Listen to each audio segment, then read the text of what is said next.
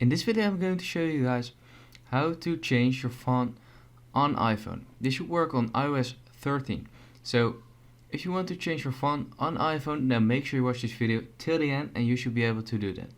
So first of all, open your App Store and search for the app Fonts. Download it.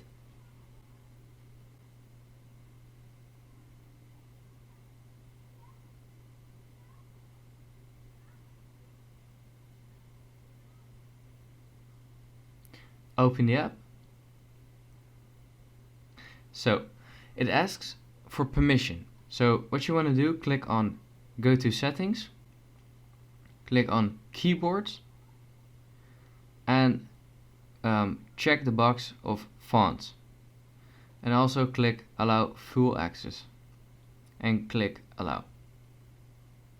Go back to the app and click on the cross. And as you can see, the keywords are all right here. So for example, you can do this, blah, blah, blah. You can go to this and say hi, all kinds of stuff.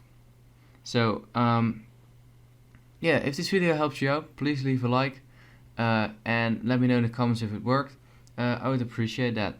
Thanks. If this video helped you out, please consider subscribing to my channel to help me grow the largest how-to channel on YouTube.